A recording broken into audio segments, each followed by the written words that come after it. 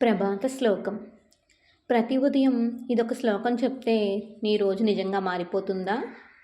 ఈ శ్లోకం ఎందుకంత పవర్ఫుల్గా చెప్పాలో తెలుసా?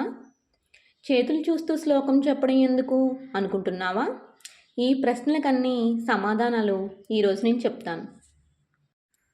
కరాగ్రే వసతే లక్ష్మీ, కరమధ్యే సరస్వతి, కరమూలే స్థితా గౌరీ, ప్రభాతే కరదర్శనం.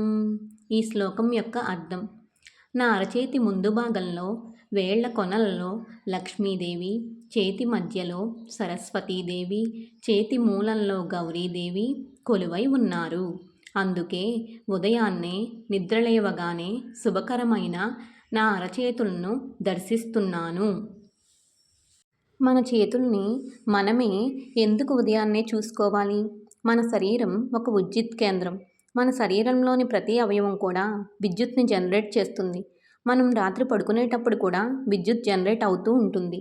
కానీ అది బయటికి వెళ్ళడానికి మార్గం ఉండదు. అదంతా డిపాజిట్ అయ్యి పొద్దున్న మనం మొదటిసారిగా కళ్ళు తెరుస్తాం కదా, రాగానే వచ్చి మనం ఎవరినైతే ఉదయం చూస్తామో దాని మీద పడుతుంది. అందుకే ఋషులు అది మరలా ఎవరి మీద పడకుండా మన మీదే పడటానికి మన చేతుల్ని మనమే చూసుకోవాలనే అద్భుతమైన సాంప్రదాయం పెట్టారు.